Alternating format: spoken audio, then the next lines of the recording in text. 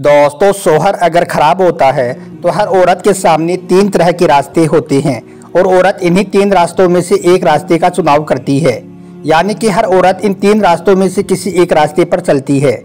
आज के इस वीडियो में हम आपको इन तीनों रास्तों के बारे में बताने वाले हैं और साथ में हम आपको यह भी बताने वाले हैं कि इनमें से कौन सा रास्ता औरत के लिए बेहतर होता है।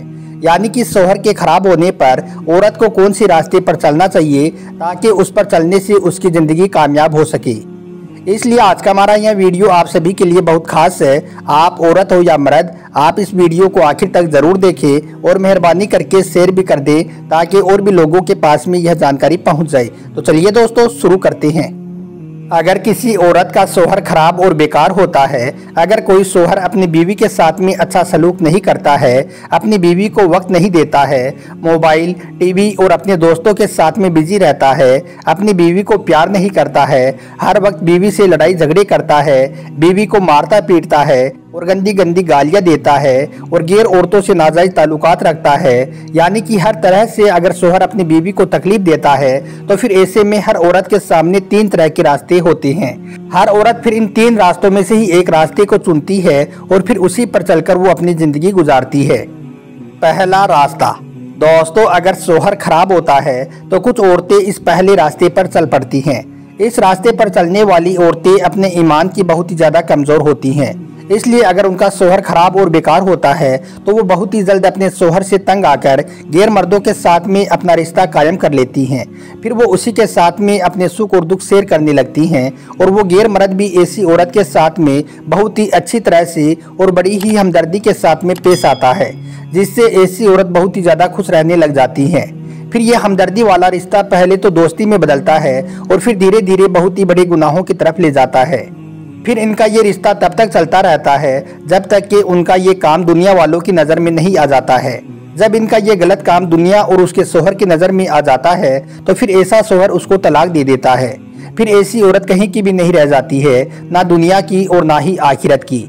इसलिए याद रखें, इस रास्ते पर चलने वाली औरत, उसका शौहर और उसका वो हमदर्द तीनों ही बहुत बड़े गुनाहगार होते हैं। इसलिए औरतों को चाहिए कि अगर किसी का शौहर खराब होता है तो वो भूलकर भी इस रास्ते पर कभी ना चले। नंबर 2, दूसरा रास्ता। दोस्तों, अगर शौहर खराब होता है तो कुछ औरतें इस दूसरे रास्ते पर चल पड़ती हैं।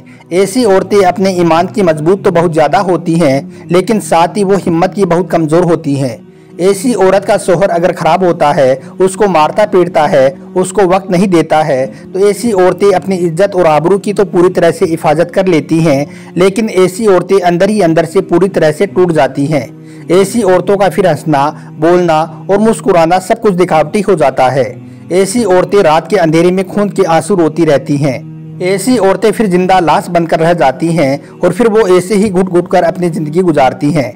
मगर याद रखें, बरोज महशर ऐसी बीवी का शौहर उस वक्त तक जन्नत में दाखिल नहीं हो सकेगा जब तक कि वो अपनी बीवी के इन आंसुओं का हिसाब नहीं कर देगा, क्योंकि अल्लाह ताला खुद फरमाता है कि अल्लाह अपने हकूक़ तो माफ़ कर देगा, लेकिन अपने बंदों के हकूक़ उस वक्त तक माफ़ नहीं किए जाएंगे जब तक कि वो सामने वाला खुद आकर उसको माफ़ नहीं कर देगा।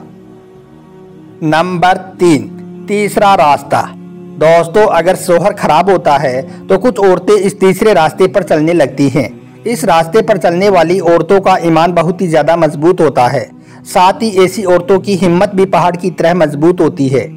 ऐसी औरतें अपने शौहर के खराब रवैये को देखकर कभी भी फिक्र और टेंशन नहीं करती हैं, बल्कि ऐसी औरतें अपने शौहर के खराब रवैये को अपने खुद के लिए चैलेंज मानती हैं। वो सोचती रहती हैं कि वो किस तरह से अपने शौहर को अपनी तरफ माइल करे, ऐसा कौन सा काम करे कि जिससे उनका शौहर उनकी तरफ खींचा चला आए। ऐसी औरतें अपने शौहर के हर गुस्से पर सब्र करती हैं, यानी कि वो अपने शौहर के गुस्से पर किसी भी बात का जवाब नहीं देती हैं और सब्र करके बर्दाश्त करती रहती हैं। ऐसी औरतें हमेशा अपने शौहर के साथ में नरमी और प्यार भरा रवैया ही रखती हैं। ऐसी औरतें अपने शौहर के आने से पहले दुल्हन की तरह तैयार होकर घर में रहती हैं ताकि उसके शौहर का ध्यान और कहीं पर ना जाए। ऐसी औरतें ये भी जानती हैं कि शौहर के वालिदैन की खिदमत भी ज़रूरी है, इसलिए ऐसी औरतें अपने सास ससुर का पूरा ख्याल करती हैं, उनकी खिदमत करती हैं और उनसे दुआएं भी लेती रहती हैं। इस रास्ते पर चलने वाली औरतें कभी भी अपना मुंह तकिए में छुपाकर नहीं रोती हैं, बल्कि ऐसी औरतें सजदों में रोना ज़्यादा पसंद करती हैं। ऐसी औरतें सजदों में आंसू बहाकर अल्लाह के सामने शोहर की वापसी की दुआ करती हैं। ऐसी औरतें रातों को उठकर अल्लाह के सामने गिड़गिड़ाकर दुआ मांगती हैं, अपने और अपने शोहर के लिए खुशियां मांगती हैं। और आपको मालूम है कि अल्लाह किसी भी मजलूम इंसान की दुआ को कभी भी रद्द नहीं करता है। इसलिए अल्लाह ऐसे वक्त में रो रो कर दुआ मांगने और अल्लाह को पुकारने पर अल्लाह ऐसी औरत को कभी मायूस नहीं करता है, बल्कि अल्लाह ऐसी औरतों को उसकी हिम्मत, सब्र और कुर्बानियों का फल देते हुए उनके शोहर के दिल को उनकी तरफ कर देता है, यानी कि ऐसी औरत के शोहर के दिल को बदल देता है। तो दोस्तों याद रखें, अगर कोई शोहर खराब होता है और ऐसे में अगर कोई औरत पहले रास्ते को चुनती है, अगर कोई औरत पहले रास्ते पर चल पड़ती है, तो ऐसी औरत को इस दुनिया में भी जिल्लत और रुसवाई मिलती है और आखिरत में भी ऐसी औरत को रुसवा होना पड़ता है। और कल क़यामत के दिन ऐसी औरत अपने शोहर के साथ साथ अपने उस हमदर्द के साथ में सख्त अजाब की हकदार भी होगी। इसके अलावा अगर कोई औरत अपने शोहर के खराब होने पर दूसरे रास्ते पर चल पड़ती है, तो दूसरे रास्ते पर चलकर वो सिर्फ अपना ही दिल जलाती है, यानी कि वो सिर्फ अपना ही खून सुखाती है। इस रास्ते पर खुद को तकलीफ देने के सिवाय उसको कुछ भी हासिल नहीं होता है। लेकिन याद रखें, ऐसी औरत को कल क़यामत के दिन अल्लाह ताला खूब अजर देगा।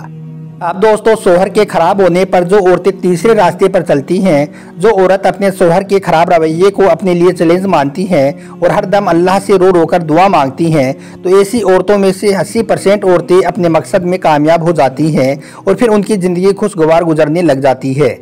इसलिए मेरा आप सब औरतों से यही कहना है कि अगर आपका शोहर खराब है, अगर आपको शोहर परेशान कर रहा है, आपके साथ में खराब रवैया रखता है, तो आप इस तीसरे रास्ते को मजबूती से पकड़ लो। इंशाअल्लाह अल्लाह आज नहीं तो कल आपको ज़रूर कामयाब करेगा और आपका शोहर हमेशा हमेशा के लिए आपका होकर रह जाएगा। अब दोस्तों, इसके अलावा ऐसे शोहर भी सुन लें जो अपनी बीवी को नाहक सताते हैं, अपनी बीवी को नाहक रुलाते हैं और परेशान करते हैं। ऐसे लोगों के साथ में अल्लाह क्या करता है?